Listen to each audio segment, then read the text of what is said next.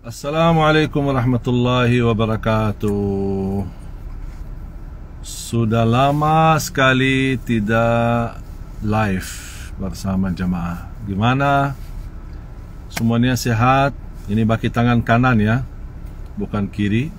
Bersama adik saya Ahmad. Selamat adik saya Ahmad dapat anak yang kedua, dan subhanallah berlalu waktu. Kemarin ulang tahun ya. Ya, subhanallah. Sudah 1 tahun. Anak yang kedua 1 tahun. Doain juga istri saya sedang hamil. Doain insyaAllah semoga lancar di bulan yang keempat. Mudah-mudahan semuanya berjalan lancar. Dan saya sama adik saya Ahmad berjalanan menuju lupa sabuk. Sabuk. Patuhi aturan. Siap. Saya sama adik saya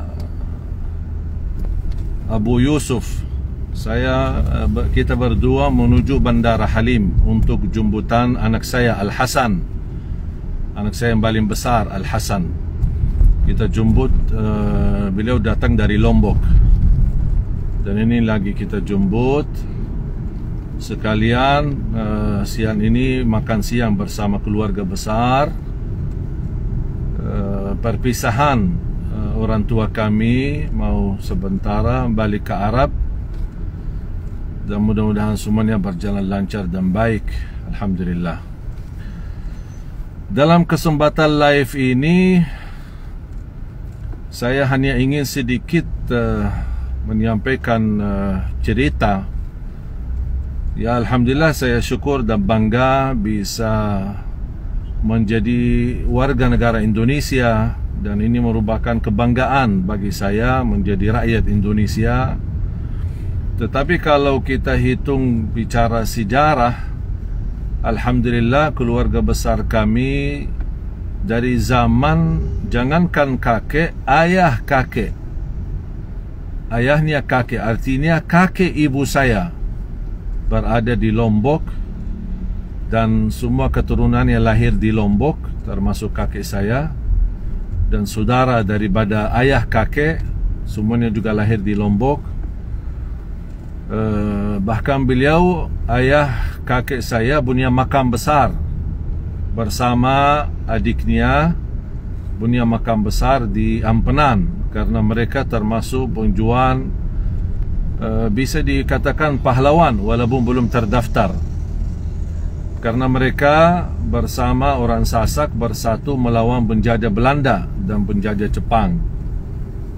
Dan kami punya banyak sejarah keluarga yang ikut memperjuangkan kemerdekaan Indonesia. Walaupun saya lahir besar di Arab, tapi darah saya insyaAllah dipastikan darah Indonesia. Bahkan pernah saya cek darah, dokternya pun kaget, subhanallah darahnya merah putih. Alhamdulillah. Dan insyaAllah di satu saat kalau saya ke Lombok, saya akan videokan tempat makam ayah kakek saya, kemudian saudaranya yang dimakamkan di makam Ampenan di Lombok. Dan belakangan ini saya sedikit agak sedih melihat sebagian dari masyarakat sedikit mulai mohon maaf agak sedikit keluar dari jalur revolusi akhlak yang kita harap semua kita bersatu dengan menjaga akhlak yang mulia. Dan orang-orang banyak yang berkata polisi Dajjal, ada yang berkata menghina caci maki polisi dan lain sebagainya. Dan menurut saya, jangankan hanya polisi, siapapun yang berbeda dengan pandangan kita, pandangan saya, pandangan polisi, pandangan masyarakat, ibu-ibu, bapak-bapak, siapapun yang berbeda dengan pandangan masing-masing, Kita berhak memiliki berbeza pandangan, tapi tidak berhak untuk mencaci maki yang tidak sesuai dengan pandangan kita.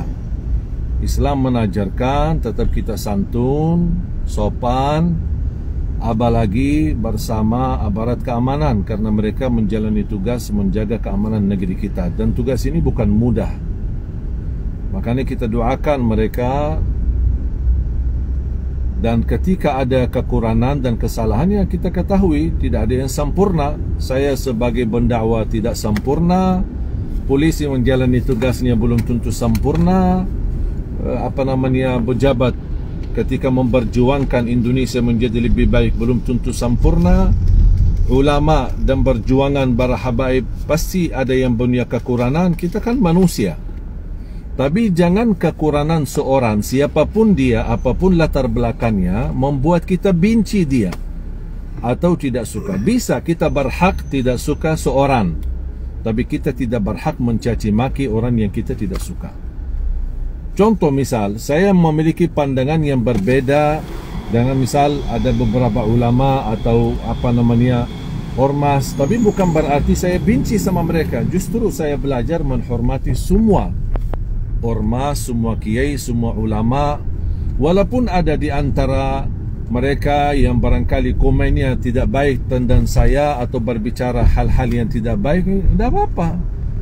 Yang mau berbicara silahkan. Kalau saya tidak komen, no comment terhadap orang-orang yang menghina atau mencaci atau berkata-kata hal-hal yang tidak benar atau seolah-olah mengadu domba antara saya dengan aparat TNI, Polri. Saya selalu alhamdulillah menjaga kepentingan, kebersatuan, kesatuan Republik Indonesia. Ada kekurangan dalam perjalanan kami selama berada di Indonesia? Pasti ada kekurangan. Ada kesalahan? Pasti ada kesalahan.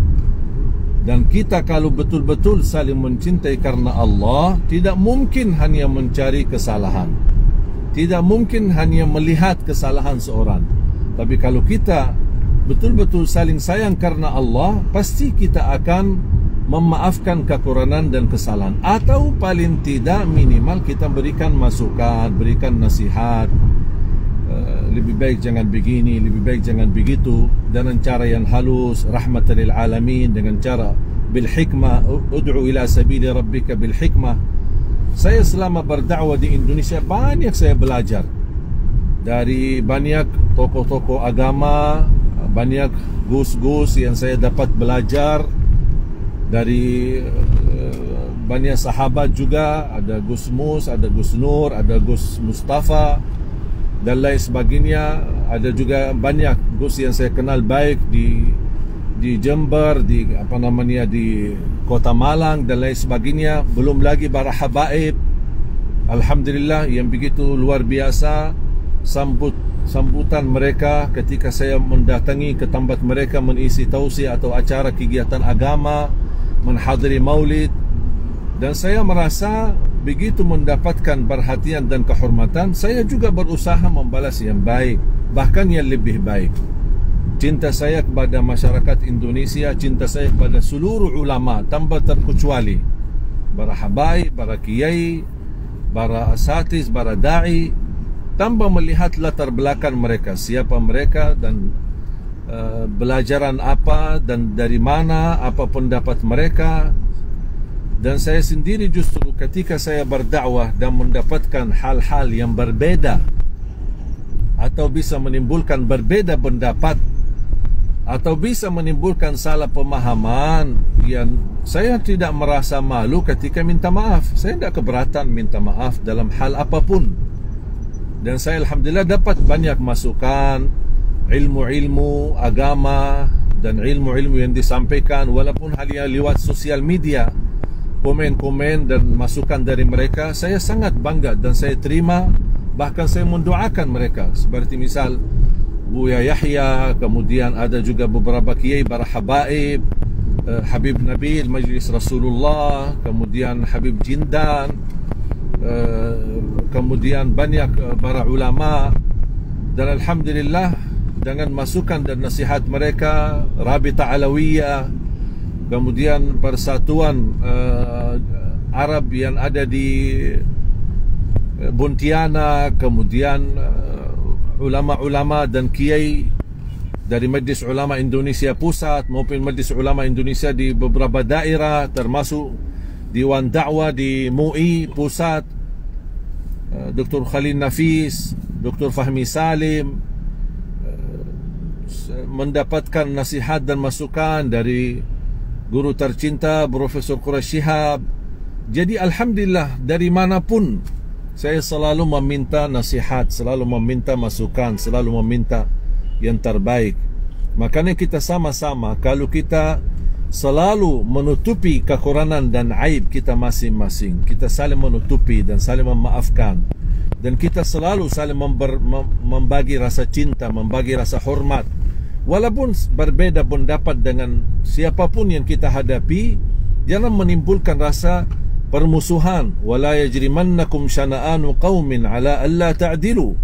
Jangan kebencian kamu terhadap seorang atau suatu kelompok membuat kamu tidak adil sikap terhadap mereka. Bahkan Allah memerintahkan beradillah, walaupun anda membenci mereka, berlaku adil. Dan kita tahu Islam mengajarkan wala tadzalamu wala tadabaru, jangan saling menzalimi, jangan saling berlatar belakang, jangan saling bermusuhan, jangan saling menhasud, jangan saling menhujat. Dan kita sebagai umat Islam terutama dan sebagai rakyat Indonesia, kita harus belajar menghormati semua. Saya banyak dapat al-ilmu, banyak dapat perhatian, banyak dapat belajar selama saya berada di bumi Indonesia ini. Belajar bagaimana bisa bersahabatan sama ulama, sama walaupun orang berbeda pendapat dengan pendapat saya. Saya bisa belajar bagaimana menghormati non-muslim, apapun agamanya, Kristian, Katolik, kemudian Buddha, Hindu. Alhamdulillah saya punya hubungan baik sama beberapa tokoh Hindu, walaupun tidak sering, jujur saja tidak terlalu sering silaturahim, tapi alhamdulillah saling menghormatilah di antara kita. Dan inilah yang saya merasa kebanggaan yang dimiliki oleh Indonesia. Bisa kita berbeda agama, berbeda pendapat, berbeda pemahaman, tapi masih kita bisa menjaga keutuhan negara kita Indonesia tercinta. Makanya saya berpesan, mari kita bersama-sama sinergi umara dengan ulama, pemerintah dengan rakyat. Kita harus saling percaya, tidak boleh saling hujat, tidak boleh saling bermusuhan. Ulama bukan musuh pemerintah, pemerintah pun bukan musuh ulama. Ada berbeda pendapat di antara mereka, ada berbeda pemahaman, ada, dan masing-masing menjalani tugas.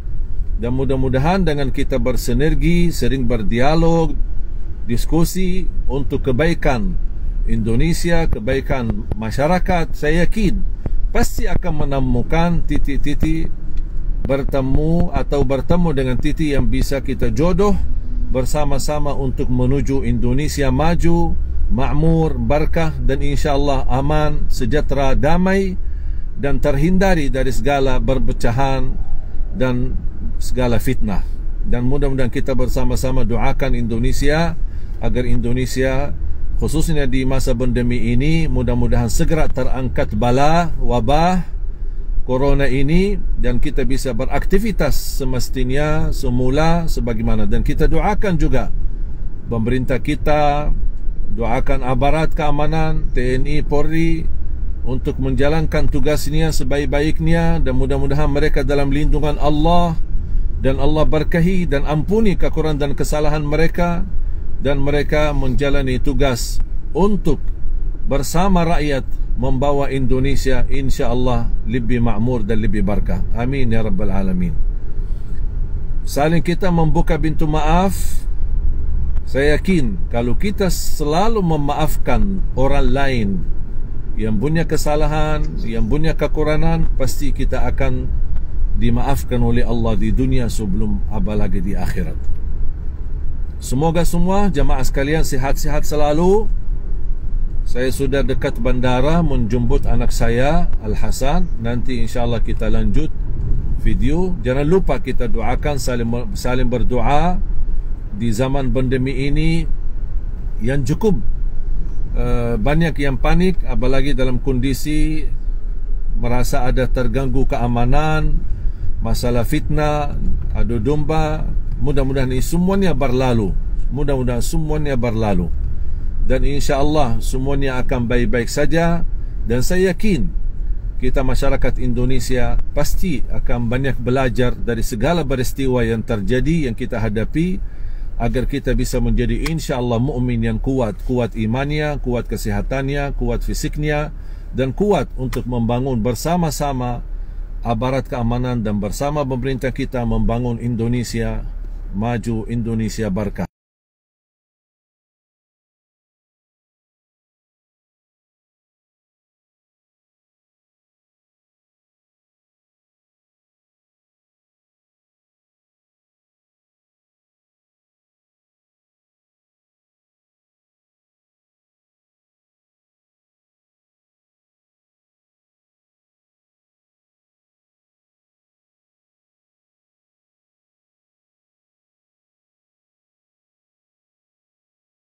Jazakumullah khairan. Kita akan lanjut di acara berikutnya. Jazakumullah khairan. Wassalamualaikum warahmatullahi wabarakatuh.